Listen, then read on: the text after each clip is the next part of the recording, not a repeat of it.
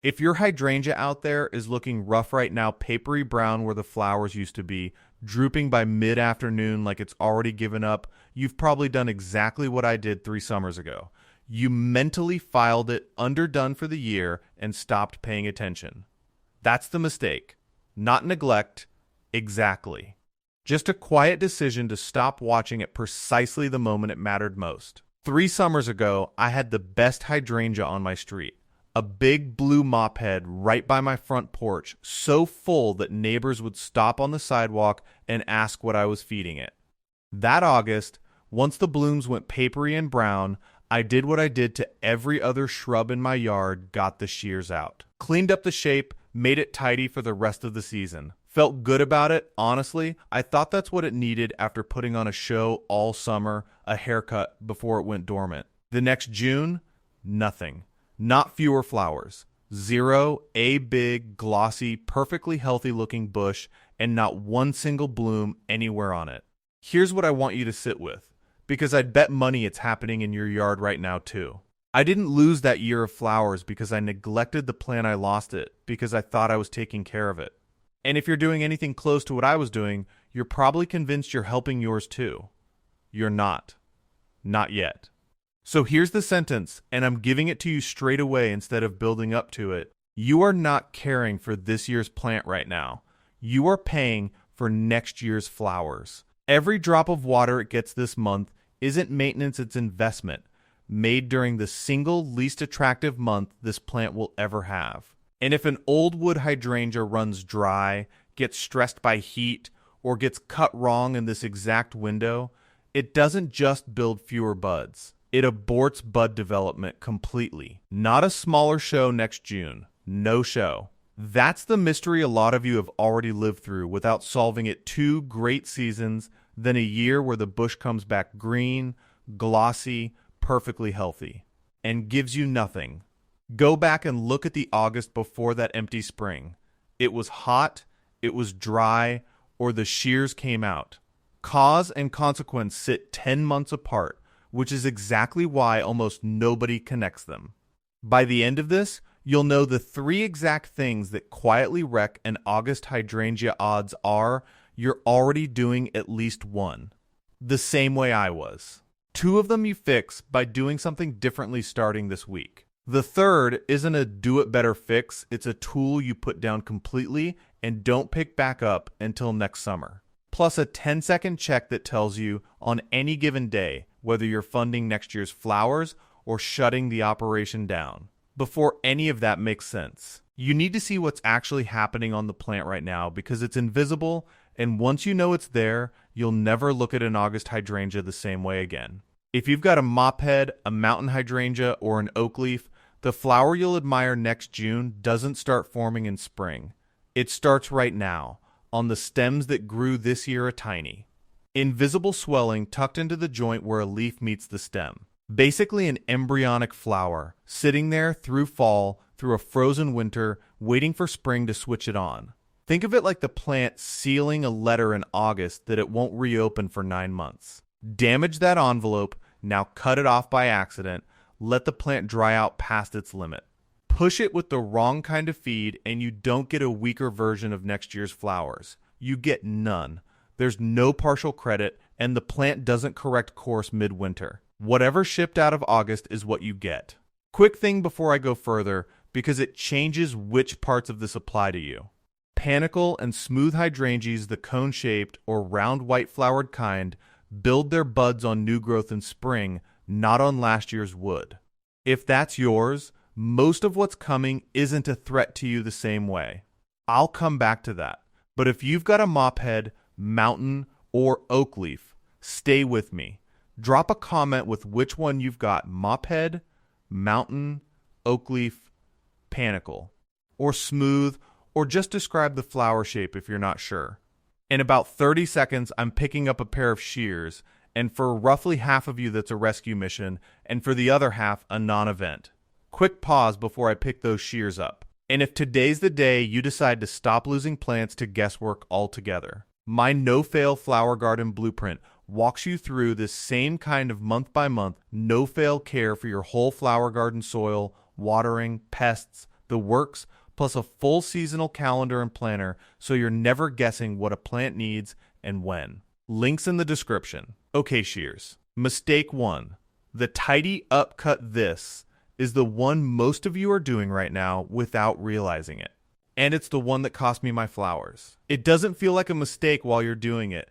It feels like ordinary yard work. Once those blooms turn brown and papery, they look finished. So you go out with the shears, cut off the dead flower heads, completely reasonable, and then, since you're already out there, take a little more off to clean up the shape. That second part costs you everything. Here's the rule, and there's no gray area in it. If you need to remove a spent flower head, cut immediately below it and stop the moment you hit the first pair of healthy leaves underneath, not the second pair, not close enough.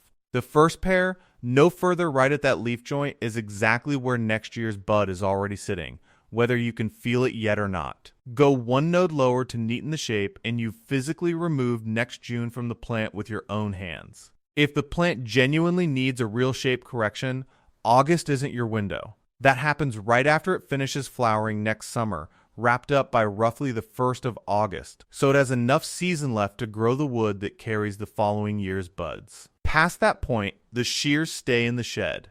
Touch only wood that's actually dead, cracked, or diseased. Go check your own plant right now. Find a stem that flowered this year. Follow it down with your fingers. At nearly every spot where a leaf attaches, you'll feel a faint, firm little swelling, smaller than a grain of rice, right against the wood. That's not damage. That's next June, already decided, sitting there in the middle of August while you thought the show was over. Once you've felt one with your own hand, you won't pick up shears in August the same way again. Mistake 2. The well-meaning feed this is the one that catches the people actually trying to do right by their plant. It caught me too. The plant's clearly working hard right now, building next summer's flowers. Surely it could use a little support. That reasoning feels airtight. It's exactly backwards. Nitrogen makes leaves. That's what it does everywhere in the garden, on every plant. Feed a hydrangea in August, and you're not supporting the bud building already underway. You're rerouting the budget into a flush of soft new growth the plant wasn't scheduled to make and doesn't have time to finish. That growth needs weeks to harden off before frost, and by August, most climates don't have that much season left. So the cold kills it over winter, and those damaged stem tips are exactly the wood that was supposed to carry next year's buds. A late feed doesn't just fail to help. It's a second, independent way to lose flowers in the same month. The fix is almost insultingly simple. Feed once, in spring, then the bag goes back on the shelf for the rest of the season. If you're working from a soil test, follow its timing instead. And if a hydrangea flat out refuses to bloom, no matter how well you feed it, save your money. Nothing on any shelf brings back a bud that was already lost. Fertilizer only supports flowers the plant already decided to build. If that decision went wrong in August, no amount of feed reverses it. Mistake 3. The habit that looked like care this is the quiet one, and it's probably the one you're doing right now, because on paper it looks exactly like care. It took me the longest to recognize, because I actually was watering the plant, just not the way it needed. A hydrangea's whole root system lives in the top few inches of soil, exactly the layer that's bone dry by mid-afternoon, while anything deeper rooted hasn't even noticed the heat. A quick evening splash trains those roots to stay shallow, right where that surface water lands, until you've built a plant that can't survive 2 dry days without you standing over it with a hose. So what actually works? Deeper and less frequent. Aim for about 1 inch of water across the week in normal weather, closer to 2 inches in a genuine hot, dry stretch. A cheap rain gauge staked next to the plant tells you exactly where you stand. In practice, that means getting the top 6 to 8 inches of soil genuinely damp, delivered as 2 or 3 deep soakings rather than a nightly sprinkle. For an established in-ground plant, that's usually 1 to 2 gallons per session going down all at once. That's what pulls roots downward into soil that holds moisture instead of keeping them trapped in the layer that bakes dry by early afternoon. If you want to take yourself out of the equation entirely, a soaker hose or drip line at the base does the job on its own. One exception, Everything above is for a plant in the ground.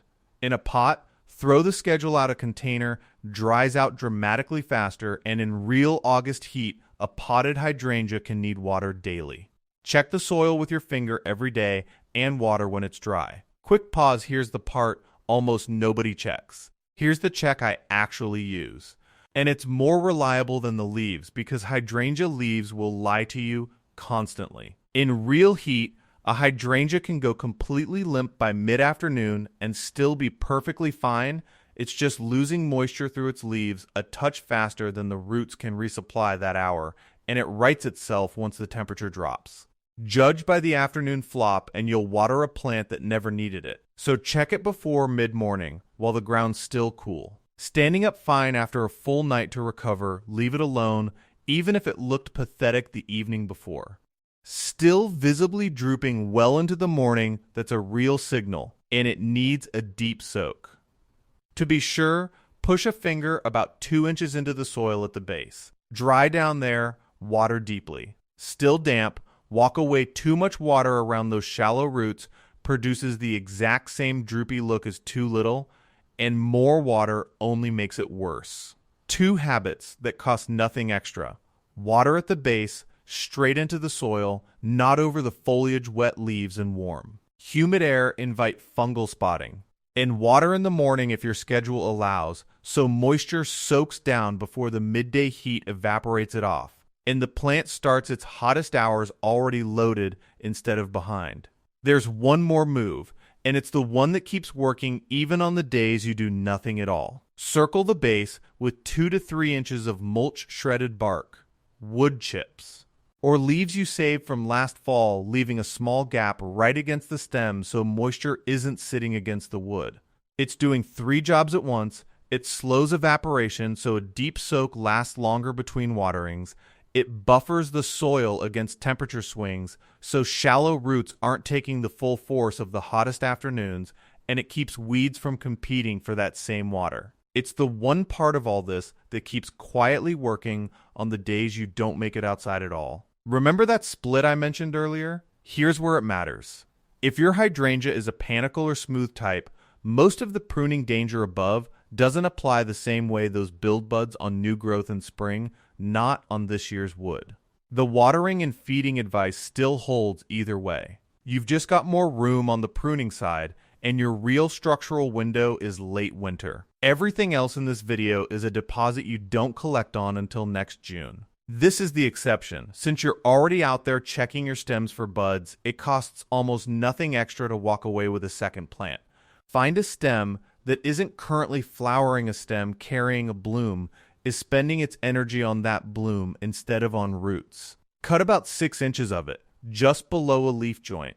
Strip the lower leaves so you've got bare stem on the bottom half, and trim the remaining top leaves down by about half. Sounds harsh, but a cutting has no roots yet, so it can't replace what it loses through a full leaf. Push the cut end into a pot of damp, gritty mixed perlite, and peat works well, and loosely cover it with something clear, even the top of a plastic bottle with the bottom cut off, to hold humidity around it. Keep it bright, but out of direct sun, because direct light through that cover cooks the cutting by midday. Keep the mix lightly moist and give it a few weeks. That's a plant worth real money at a garden center, built from a stem you were about to leave on the ground anyway. Everything else this month is patience. This part's instant. So here's the whole thing, plain and simple, and it's yours to balance starting this week. Water deep, not often, about 1 inch a week, 2 in real heat, delivered at the base in the morning. And judge it by the morning droop, not the afternoon one. Put the shears down unless it's dead, broken, or diseased, and if you must deadhead, stop at the first pair of leaves, no lower. Stop feeding after spring, the bag goes back on the shelf. And mulch it, because that's the one habit still working on the days you don't make it outside. Balance that ledger for 1 August, and next June takes care of itself. I know it works because my bush came back. 1 full season of doing the opposite of what I'd been doing, and the June after that, it was fuller than it had ever been before I broke it. If any of these 3 sound familiar, you're not careless, and you're definitely not the only one. every one of them looks exactly like good gardening while you're doing it. That's precisely what makes them so easy to walk into without noticing.